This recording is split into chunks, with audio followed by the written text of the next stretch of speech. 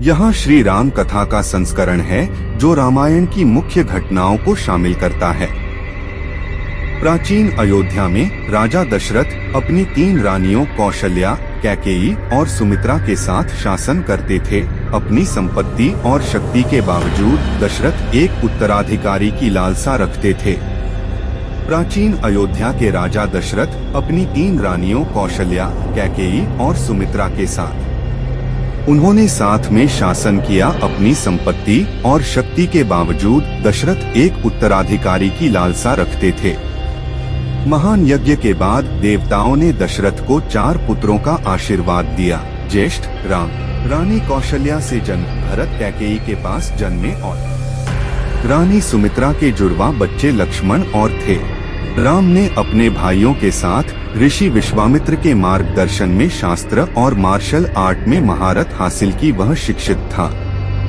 इस समय राम ऋषियों और ताटक और सुबाहुर की रक्षा करते हैं, जैसे कि राक्षसों को हराकर अपने दिव्य गुणों का प्रदर्शन किया। मिथिला में राजकुमारी सीता के स्वयंवर में राम की शक्ति और भी साबित हुई। उन्होंने भगवान शिव के शक्तिशाली धनुष को तोड़ दिया और राजा जनक की बेटी सीता से विवाह किया।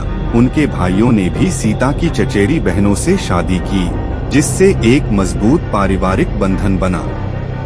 राजा दशरथ ने राम को अयोध्या का अगला राजा बनाने का निर्णय लिया। हालांकि रानी कैकेयी ने अपनी दासी मंथरा से प्रभावित होकर अपने पुत्र भरत को राजा बना दिया। राम ने 14 वर्ष का वनवास मांगा। कैकेयी को दिए अपने पिता के वचन का सम्मान करते हुए राम ने वनवास ले लिया। सीता और लक्ष्मण ने उनकी कंपनी चुनी। जंगल में राम, सीता और लक्ष्मण ने साधु संतों और आश्रमों में जाकर संयमित जीवन व्यतीत किया। उन्हें कई चुनौतियों का सामना करना पड़ा, जिसमें सुरपंखा जैसी राक्षसी का सामना करना भी शामिल था, जिसने सीता को नुकसान पहुंचाने की कोशिश की थी, लेकिन लक्ष्मण ने उसे नाकाम कर दिया था। राक्षस राजा रावण वासना और बदले की भावना से प्रेरित होकर सीता को जंगल से अपहरण कर लेता है। सीता के विरोध के बावजूद रावण उसे अपने राज्य लंका में ले जाता है।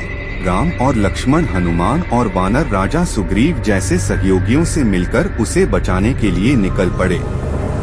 सीता की खोज में हनुमान ने अहम भूमिका निभाई थी।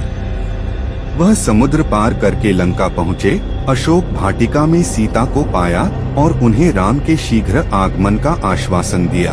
उन्होंने रावण को चेतावनी देने के लिए लंका में आग लगा दी। राम ने अपने सहयोगियों की मदद से लंका तक एक पुल का निर्माण किया। राम की सेना और रावण की सेना के बीच भयंकर युद्ध होता है। एक महाकाव्य द्वंद्व में राम ने रावण को मारकर सीता को मुक्त कराया। राम, सीता और लक्ष्मण 14 वर्ष के वनवास के बाद अयोध्या लौटे।